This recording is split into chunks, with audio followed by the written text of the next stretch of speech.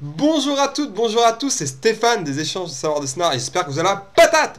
Aujourd'hui, un point zététique accouché dans la douleur, le septième. Des débats virulents ont lieu entre sceptiques. Je me suis disputé, puis réconcilié avec des gens pendant les vacances de fin d'année. Heureusement que je fais partie de ces gens qui ont su apprécier Star Wars 8. Voilà, comme ça, les gens dans les commentaires, ils vont se battre sur Star Wars et pas du tout sur le sujet principal de la vidéo, quoique j'en suis pas sûr vu le public qu'on a sur cette chaîne. Bref, ne perdons pas de temps. La vidéo s'appelle l'hypothèse de Jacques Balthazar. Donc qui est ce monsieur? Quelle est son hypothèse? Donc déjà, on n'a pas affaire à un pseudo-scientifique qui cherche à vendre des livres sur les pyramides, mais à un zoologiste qui a publié plus de 400 articles scientifiques dans des revues à comité de lecture. Ce monsieur a donc étudié des animaux, et plus précisément leur comportement sexuel et les facteurs biologiques innés impactant ces comportements. À la suite, entre autres, de ces études, il a émis l'hypothèse suivante, exprimée telle qu'elle dans son interview donnée sur la chaîne de la Tronche en Biais. Je ne peux de toute évidence pas vous le prouver, mais je peux vous présenter un faisceau d'arguments qui convergent à montrer que l'orientation sexuelle est très largement, si ce n'est totalement déterminée, influencée par des facteurs biologiques pendant la vie prénatale ou immédiatement postnatale. Évidemment, il entend par orientation sexuelle le fait qu'on soit plus ou moins attiré par des partenaires d'un sexe ou d'un autre. Nous allons voir dans une première partie les raisons qui lui font émettre cette hypothèse, et qu'il a sans doute en partie raison. Ensuite, nous parlerons des limites de son hypothèse. Et enfin, je m'inspirerai d'un modèle utilisé par les psychologues et psychiatres pour proposer une explication à nos comportements et nos désirs sexuels. Donc, partie 1. Pourquoi Jacques Balthazar émet son hypothèse? Alors, il y a deux gros faisceaux d'arguments. Lui, il dit qu'il y en a trois, mais le troisième, il n'est pas très solide et c'est seulement en cours d'étude par peu d'équipes. Donc voilà, on n'en parlera pas. Donc les deux faisceaux dont on va parler, c'est les phénomènes hormonaux et dans le stade fœtal et des prédispositions génétiques. Donc commençons par les hormones. Parce que Jacques Balthazar, pour lui, c'est quasiment ça le plus important. Donc comme j'ai dit, il est zoologiste. Il a donc publié des études sur des animaux qui ne sont pas des humains, souris et oiseaux notamment. Force est de reconnaître que ces études sont sérieuses et intéressantes. Contrairement aux humains, la sexualité des souris, comme la plupart des mammifères, est binaire. C'est très simple. En période de rut, les mâles ont majoritairement une sexualité dite active et les femelles une sexualité dite passive. En changeant l'équilibre hormonal au stade fœtal chez la souris, Jacques Balthazar obtient un inversement du comportement avec des femelles plus actives et des mâles plus passifs. Il obtient aussi que des souris ont des rapports plus fréquents avec des individus du même sexe. Est-ce applicable chez l'humain? Probablement pas de cette façon. La sexualité des grands singes n'est pas binaire, actif-passif, comme c'est le cas chez la souris. Cependant, une étude montrerait, selon Jacques Balthazar, que les filles qui ont plus de testostérone, ah oui, les amis, les femmes ont aussi de la testostérone, moins que les hommes, mais elles en ont. Donc les filles, des petites avec plus de testostérone, seraient, selon lui, moins sensibles aux stéréotypes de genre du style bleu pour les mecs et rose pour les filles, sachant qu'au Moyen-Âge, c'était l'inverse, c'était bleu pour les filles, parce que c'était la couleur de la Vierge Marie.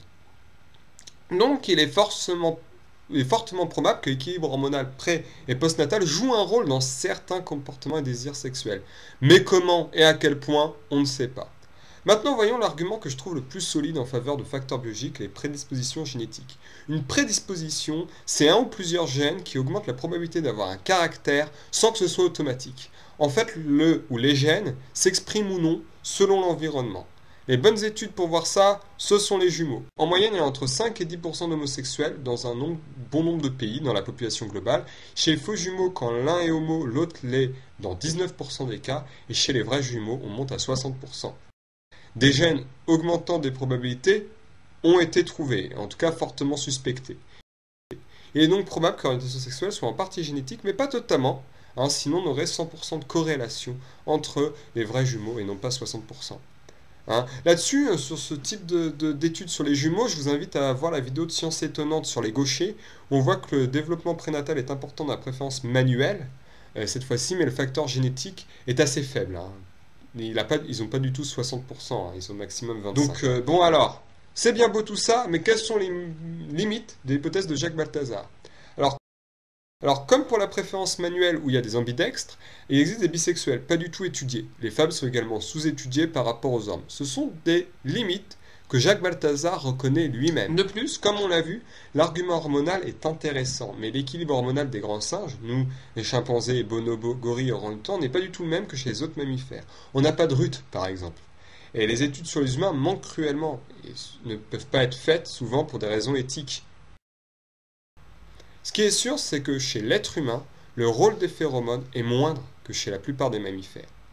Les facteurs génétiques sont intéressants et même convaincants comme j'ai souligné. Le problème est qu'il s'agit d'une prédisposition. Et qui dit prédisposition dit expression ou non selon l'environnement.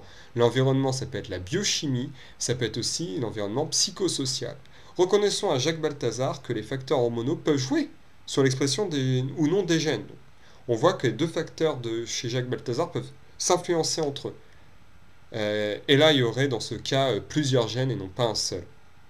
Donc évidemment, c'est assez compliqué. Comment peut-on expliquer les choses de la manière la plus satisfaisante possible? Partie 3, le modèle biopsychosocial. Pour expliquer les comportements humains, les psychologues et les psychiatres utilisent le modèle biopsychosocial. En fait, la biologie, la psychologie et la sociologie sont indissociables. On ne se demande plus quel est le pourcentage de biologique dans un comportement, mais comment les différents facteurs s'imbriquent. Le Psylab, chaîne YouTube que je vous recommande, a bien expliqué ce modèle. Si on prend l'exemple de la dépression, on a un déséquilibre hormonal, des problèmes psychologiques et sociaux. Les uns pouvant conduire aux autres et s'influencer mutuellement. Pour traiter un patient, les psychiatres jouent sur les 3 plans. Médicaments pour les hormones, psychothérapie et conseils aux proches pour que le patient ait un bon environnement social. D'ailleurs, on peut extrapoler ce modèle en dehors du champ de la psychologie. On peut se dire qu'il en est de même pour les comportements et désirs sexuels, mais le problème, c'est que les études interdisciplinaires manquent sur le sujet. Pour moi, ce modèle est le plus satisfaisant, mais de nombreuses études restent à faire sur le sujet. Si Jacques Balthazar est très cavalier avec son hypothèse, occultant un peu vite à mes yeux les facteurs psychosociaux, il n'en est pas moins probable que nos désirs et comportements sexuels, y compris notre orientation, soient influencés par des facteurs biologiques prénataux. Donc, pour résumer, Jacques Balthazar va loin dans son hypothèse, mais une partie de ses arguments sont quand même intéressants. Donc ce n'était pas un si mauvais invité pour la tronche en biais. Pas comme Peggy. Ah ouais, qu'est-ce que tu fais là? Bah, t'es chez moi? Ah ouais, je me disais aussi le drapeau, mais t'es pas espagnol, Antoine? Non, je suis juste un républicain de gauche. Ah ouais, mais on avait dit pas Peggy ça, tu vas foutre le bazar! Mais t'as pas vu le dernier livre qu'elle a sorti? Où justement, elle parle des délires de Jacques Balthazar? Attends, fais voir. Ah non, mais elle va plus loin que Jacques Balthazar. Ah non, mais on n'est pas au même niveau de délire. Et pour comprendre pourquoi Peggy Sast, c'est bien pire, c'est bien un autre délire que notre ami Jacques Balthazar, je ferai un hors-série sur juste quelques pages de son dernier livre qui sont croustillantes. N'oublions pas, pour conclure cette vidéo, qu'expliquer des comportements de manière scientifique ne donne pas de position morale sur les dits comportements. Mais sachez déjà, messieurs, mesdames les homophobes, que tout commentaire discriminatoire et insultant sera supprimé, ainsi que tout commentaire insultant envers moi, Antoine ou la République espagnole, parce qu'il y a du respect, et je vous demande du respect. Ah, parce que j'ai eu des commentaires, ils m'ont pas plu. J'ai eu des commentaires très sympathiques aussi de sceptiques, notamment sur la pseudo-archéologie des personnes du groupe Le Café de Gollum, que je remercie chaleureusement. Voilà. Je remercie Antoine de m'avoir invité. On avait des trucs à faire ensemble pour la chaîne. Donc voilà, pour son petit caméo sur cette vidéo.